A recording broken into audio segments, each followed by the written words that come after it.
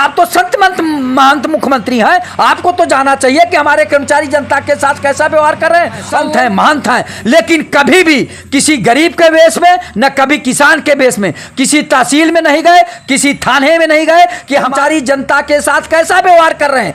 दुख होता है, सरकार इन लोगों को सैलरी देती है, जब ये घर से चलते हैं तभी 1000 हो जाता है, मान के चलिए लेखपाल का 30,000 से ऊपर वेतन होता है, लेकिन ये लोग जनता का काम करने के लिए से पैसा लेते हैं और न काम करने के लिए सरकार से तनख्वाह लेते हैं। नमस्कार दोस्तों, इस वक्त हमारे साथ लालजीत यादव जो राष्ट्रीय अध्यक्ष हैं अखिल भारतीय भ्रष्टाचार निवारण परिषद के, ये हमारे साथ जुड़े हैं और इनसे हम बात करेंगे उत्तर प्रदेश सरकार में जो भ्रष्टाचार है ये ज़्यादातर अफवाहें उड़ रही हैं कि चरम पर है।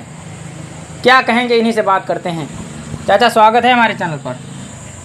पत्रकार महोदय सचिन जी, आप बहुत वरिष्ठ पत्रकार हैं, पूछने के लिए प्रश्न बहुत बहुत धन्यवाद।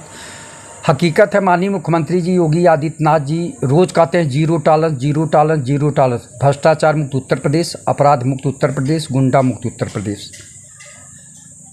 मैं माननीय मुख्यमंत्री जी से पूछना चाहता हूं कि जितने एमएलए हैं, जितने एमएलसी हैं, जितने आईएएस, आईपीएस, पीपीएस, पीसीएस हैं, जो बड़े बड़े भ्रष्टाचारी हैं, आपके अगल बगल बैठते हैं। जो एमएलए एमएलसी हैं आपके बगले बैठते हैं, वो नहीं दिखाई दे रहे हैं। आप ये बताइए कि एक एमएलए जिस ज़िले में है वहाँ बड़ी बड़ी हवेली, लखनऊ में हवेली, नोएडा, गाजियाबाद, नैनीताल में हवेली, लखनऊ के अगल बगल 200-300 बीघे का कृषि फार्म और 6-7 फार्चूनर। इनके बच्चे ऑस्ट्रेलिया अमेरिका पढ़ रहे हैं। और इतने नहीं, बड़े बड़े प्राइवेट डिग्री कॉलेज और प्राइवेट अस्पताल बनवाए हुए हैं। ये कहाँ से लाए, ये पूछना चाहिए ना, कहाँ से लाए? जनता का ही पैसा है ये। जो जनता के विकास का निधि होता है, विधायक निधि होता है, जनता के विकास के लिए इसका हड़प कर जाते हैं, इसको खा जाते हैं और उसी से ये लोग बनाए हुए हैं। इसकी क्यों नहीं जांच कराते माननीय मुख्यमंत्री जी? आप ये बताइए, देख लीजिए अपने, चाहे जहाँ पूरे उत्तर प्रदेश में जहाँ जहाँ के एमएलए एमपी हैं, एमएलसी हैं, वो बड़े बड़े प्राइवेट डिग्री कॉलेज खोल रहे हैं, प्राइवेट अस्पताल खोलने। कोई भी सरकारी अस्पताल और सरकारी जो है डिग्री कॉलेज खोलने के लिए नहीं कहा और न कोई खुलवाया है, कहीं नहीं खुल रहा है। ये प्राइवेट डिग्री कॉलेज और प्राइवेट अस्पताल और 100-200 बीघा तो लखनऊ में जो है कृषि फार्म के लिए लिए हैं अगल बगल। 6-7 फार्चूनर जो अपनी आंखों से देख रहे होंगे। और वो फार्चूनर किसके नाम खरीदे हैं? क्या उसका जीवन स्तर फार्चूनर खरीदने लायक है? अच्छा, वो बचने के लिए दूसरे के नाम खरीदते हैं। उसकी जांच हो, पता लग जाएगा कि फार्चूनर कहाँ से लाया। आप ये बता दीजिए, एक फार्चूनर सुनता हूँ कि 40 लाख से ऊपर की होती है। तो आप बताइए 5 फार्चूनर कितने को हो गई?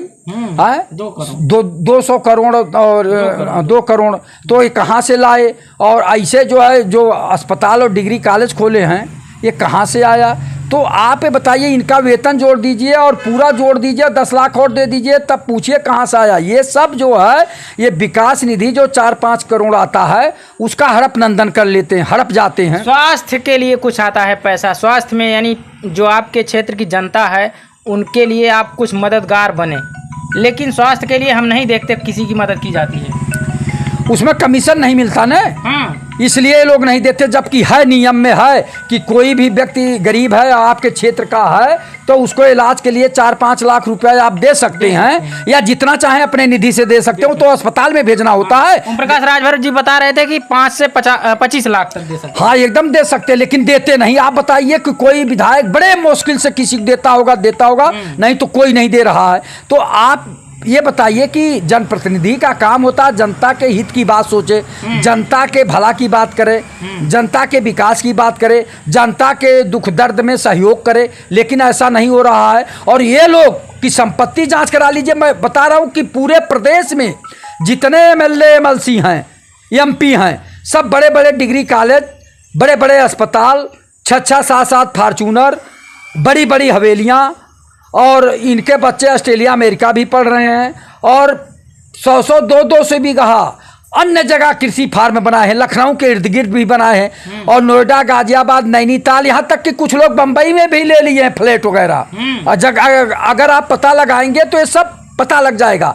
लेकिन माननीय योगी आदित्यनाथ जी केवल कहते हैं zero tolerance, zero tolerance, zero tolerance, भ्रष्टाचार मुक्त उत्तर प्रदेश, अपराध मुक्त उत्तर प्रदेश, गुंडा मुक्त उत्तर। आप बताइए इनका जीरो टॉलरेंस क्या माना जाए? अब तो जनता हंसने लगी है कि ये केवल बोलते हैं लेकिन काम नहीं कर रहे हैं।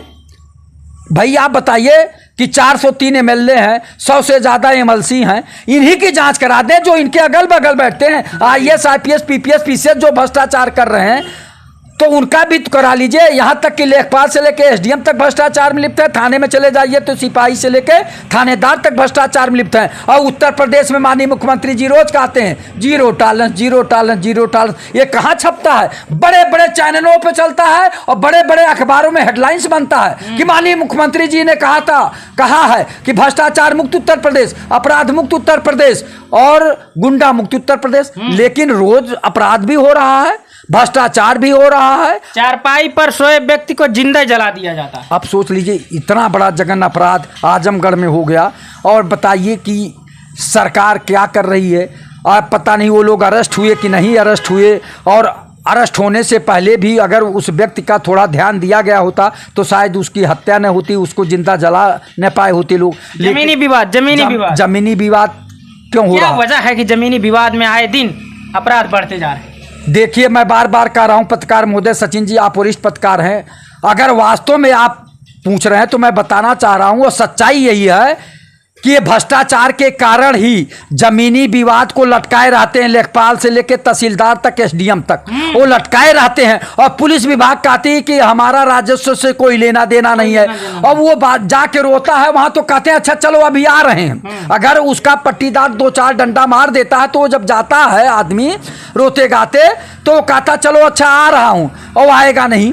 वो इसे तहसील में जाएगा, एसडीएम साहब के पास हाथ जोड़ के गिड़गिड़ाएगा तो कहेंगे अभी तुम्हारा काम नहीं हुआ, ठीक है पहुंचो, आज लेखपाल और कानूनगो को भेजता हूं। और वो फिर घर आता है, फिर वो लोग नहीं आते हैं। तो इस तरह से टरकाते रहते हैं, और ये मूल कारण है भ्रष्टाचार का। वो लोग जब तक पैसा नहीं ले लेते हैं 1000, 2000, 4000, 5000, तब तक वो लोग वहां से हिलते नहीं है। सरकार इनको सैलरी क्यों देती है? फिर सरकार इन लोगों को सैलरी देती है, जब ये घर से चलते हैं तभी 1000 हो जाता है। मान के चलिए लेखपाल का 30,000 से ऊपर वेतन होता है, लेकिन ये लोग जनता का काम करने के लिए जनता से पैसा लेते हैं और न काम करने के लिए सरकार से तनख्वाह लेते हैं। ये आदत बन गई है। आप बताइए 7-8 साल से योगी आदित्यनाथ जी हैं, इसमें कोई सुधार नहीं हो रहा है। वो कहते हैं कि मैं बहुत सख्त मुख्यमंत्री हूं और मेरे राज्य में कोई भ्रष्टाचार ही नहीं है, भ्रष्टाचार कर नहीं सकता, रिश्वत ले नहीं सकता,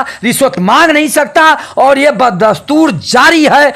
तहसील में जाके देख लीजिए। और मुझे तो दुख होता है कि माननीय मुख्यमंत्री जी योगी हैं, संत हैं, महंत हैं, लेकिन कभी भी किसी गरीब के वेश में न कभी किसान के वेश में किसी तहसील में नहीं गए, किसी थाने में नहीं गए कि हमारे कर्मचारी जनता के साथ कैसा व्यवहार कर रहे हैं। दुख होता है कि आप तो संत महंत मुख्यमंत्री हैं, आपको तो जाना चाहिए कि हमारे कर्मचारी जनता के साथ कैसा व्यवहार कर रहे हैं, और वो लोग जनता का खून चूस रहे हैं। और इसी नाते रोज जमीनी विवाद में हत्याएं हो रही हैं। हत्या क्यों हो रही है? भ्रष्टाचार के कारण हो रही है। मूल कारण है कि अगर भ्रष्टाचार समाप्त हो जाए तो 95% हत्याएं बंद हो जाएं, अपराध बंद हो जाए। लेकिन ये सरकार, भारतीय जनता पार्टी की सरकार, इस पे कोई काम नहीं कर रही है, बल्कि भ्रष्टाचार का रेट बढ़ गया है। कहते हैं कि भैया भ्रष्टाचार करने के लिए रोक लगा हुआ है, और वो रेट बढ़ा दिए और मांगते हैं। पहले जो 100-200 ले लेते थे लेखपाल, अब तो कहते हैं भैया 2000 दो, 5000 दो, तब चलेंगे नापने, नहीं तो नहीं जाएंगे। ये हालात है तहसील का। दरोगा के यहाँ चले जाइए, वो तब तक नहीं आएगा जब तक कि कुछ पा नहीं जाएगा। और पट्टीदार आपका मजबूत है, दबंग है, वो आपको पीटता रहेगा, आप गिड़गिड़ाते रहिए थाने में जाके और एसडीएम के यहाँ जाके गिड़गिड़ाते रहिए, तब तक नहीं आएगा जब तक कोई अप्रिय घटना नहीं घट जाती। जब अप्रिय घटना घट जाती है तो डीएम साहब को भी फुर्सत हो जाती, पहुंच जाते हैं, एसपी भी तुरंत पहुंच जाते हैं और कहते हैं कि अपराधी को बख्शा नहीं जाएगा। बस यही शब्द बोल के चले जाएंगे और कहेंगे इस परिवार को सारी सुविधाएं दी जाएगी। ये सांत्वना दे के चले जाते हैं। 24 घंटे में खुलासा हो जाएगा, 24 घंटे में खुलासा हो जाएगा। तराम तमाम तरह तरह के आश्वासन देंगे, तमाम तरह की आशाएं बांधेंगे और आंस पूछने का झूठे काम करते हैं, नाटक करते हैं, कुछ नहीं होता है। वो पीड़ित परिवार और दुखी हो जाता है, उसका काम नहीं होता है। और मूल कारण है भ्रष्टाचार के कारण ही अपराध हो रहे हैं, हत्याएं हो रही हैं। और अगर भ्रष्टाचार नहीं रोकेंगे तो इस प्रदेश का बहुत बड़ा नुकसान हो जाएगा।